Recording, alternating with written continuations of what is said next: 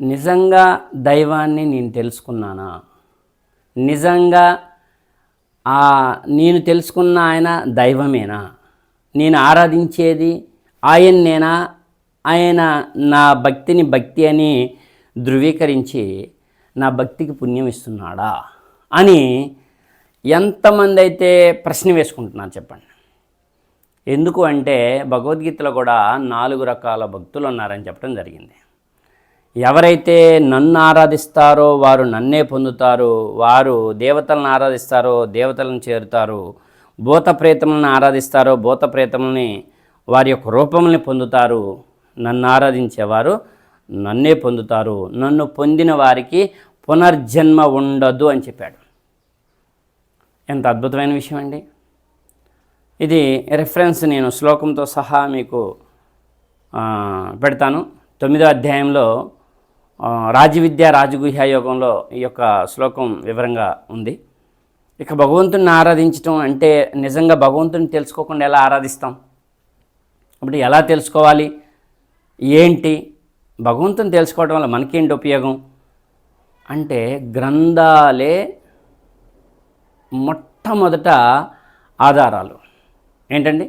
గ్రంథాలే మొట్టమొదటి ఆధారాలు. గ్రంథాన్ని వదిలేసిన వాడు, గ్రంథాల్లో జ్ఞాన వెలుగు ఉంది. సూర్యుని వెలుగు భూమి మీద ఉన్న చీకటిని ఎలా పారదోలుతుందో మన మనసులో మన మెదడులో ఉన్నటువంటి అజ్ఞానం అనేటటువంటి విషయాల్ని, అంటే అజ్ఞాన భక్తిని గ్రంథంలో ఉన్న జ్ఞాన వెలుగు పారదోలుతుంది. ఇది దైవమే స్వయంగా చెప్పాడు.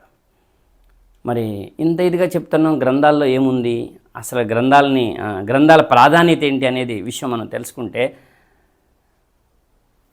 16వ అధ్యాయం భగవద్గీత 24వ శ్లోకం, తస్మా శాస్త్రం ప్రమాణంతే కార్య వ్యవస్థితౌ జ్ఞాత్వా శాస్త్ర విధానోక్తం కర్మ కర్తుమ్యహర్షి. ఏమంటున్నాడంటే, కావున నువ్వు చేయదగింద్యు చేయరంద్యు నిర్ణయించినప్పుడు శాస్త్రము నీకు ప్రమాణమై ఉన్నది. నీవి ప్రపంచమున శాస్త్రములో తెలపబడిన దానిని అనుసరించి ఈ ప్రపంచమున కర్మము చేయదగును. భగవంతుడని ఎవరిని అనాలన్నా నీకు శాస్త్రంలో తెలపబడి ఉండాలి. భక్తి ఎలా చేయాలని ఉండాలన్నా శాస్త్రంలో తెలపబడి ఉండాలి. శాస్త్రంలో తెలపబడిన దాన్ని కాకుండా నీ ఇష్టం వచ్చిన దాన్ని పాటించితే దైవం దాన్ని అంగీకరించాడు. ఇది ఇంకొక వీడియోలో నేను క్లియర్గా చెప్పడం జరిగింది. మరి ఇవాళ ఎంతమంది గ్రంథాలని, అంటే అందరి దగ్గర గ్రంథాలు ఉన్నాయి, అది అందరి సొత్తు, కానీ మీది వేరు మాది వేరు మీది వేరు అని అంటున్నారు. మా భగవద్గీత, మా బైబిలు, మా ఖురాను, ఇది అజ్ఞానం అండి. అది భగవంతుడి సొత్తు, మీది కాదు మాది కాదు. అది కాలానుగుణంగా అందరికి ఇచ్చాడు దైవం. అయితే ఏ వర్గం కాడికి వచ్చిందో ఆ వర్గం మాదని భ్రమిస్తున్నారు. అది 100% తప్పు, అది 100% రాంగ్. ఎందుకంటే ఈ వర్గానికి ఇది ఇచ్చానని చెప్పాల, మానవులకి ఇది ఇచ్చానని చెప్తున్నాడు దైవం, కాలానుగుణంగా ఇచ్చాడు.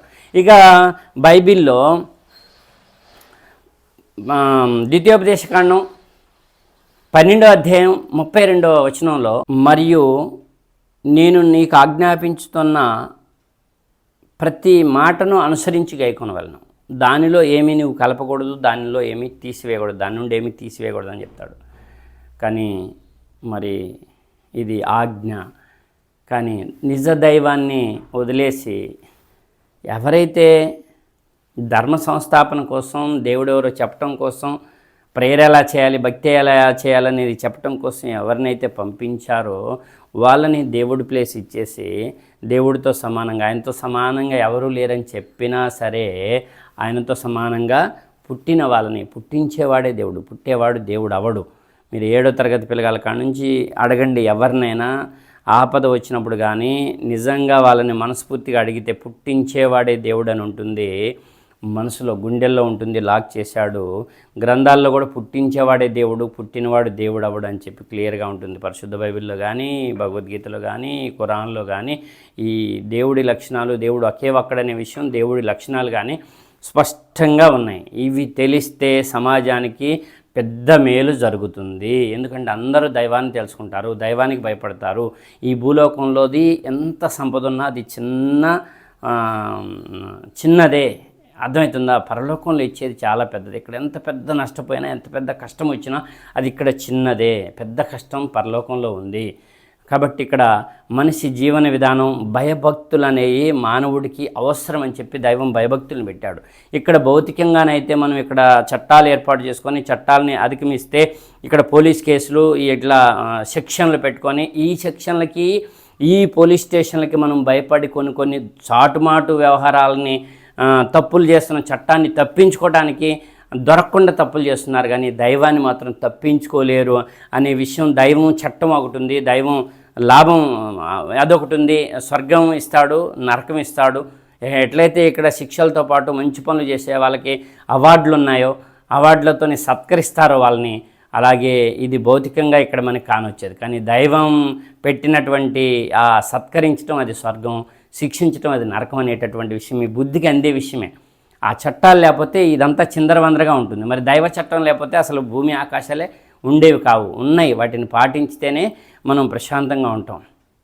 ఇక చివరి దైవ గ్రంథం దివ్య ఖురాన్లో 7వ అధ్యాయంలో 3వ వచనంలో మీ ప్రభువు తరపు నుంచి మీపై అవతరింపజేయబడిన దాన్ని అనుసరించండి, దాన్ని కాదని ఇతరుల ప్రబోధనలను అనుసరించకండి, కానీ మీరు హితబోధ స్వీకరించడం చాలా అరుదని 7వ అధ్యాయం అల్ అరాఫ్లో 3వ వచనంలో క్లియర్గా చెప్పడం జరుగుతుంది. మీరు హితబోధ స్వీకరించడం చాలా అరుదు అని అంటున్నాడు దైవం.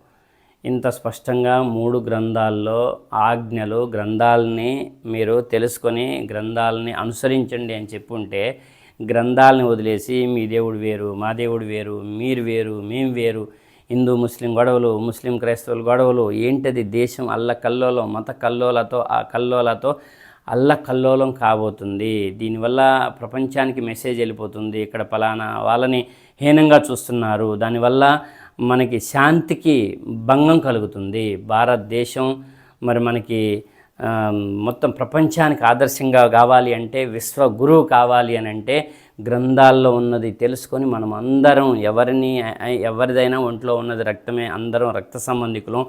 భౌతికంగా అందరికీ 2 కళ్ళే ఉన్నాయి, 2 చేతులే ఉన్నాయి, 2 చెవులే ఉన్నాయి, ఒక నోరే ఉంది, అర్థమవుతుందా, 2 కాళ్ళే ఉన్నాయి. ఇలాగా ఈ శరీరం భౌతికంగా మనం చూసినప్పుడు ఈ శరీరాన్ని సృష్టించిన వాడు ఒక్కడే భగవంతుడు అనేటటువంటి విషయం మీ బుద్ధికి అందే విషయం, ఇది మీకు అర్థమయ్యే విషయం. ఇది తెలుసుకుంటే మనం అందరం ప్రశాంతంగా ఉంటాం.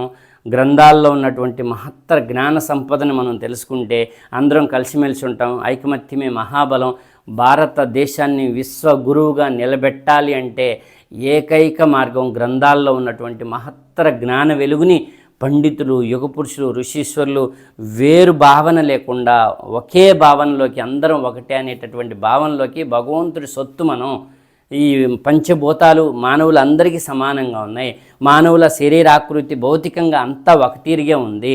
ఇంకా చాలా లెక్కలేనన్ని సూచనలు ఉన్నాయి భగవంతుడు అందరికీ ఒక్కడే అని చెప్పడానికి.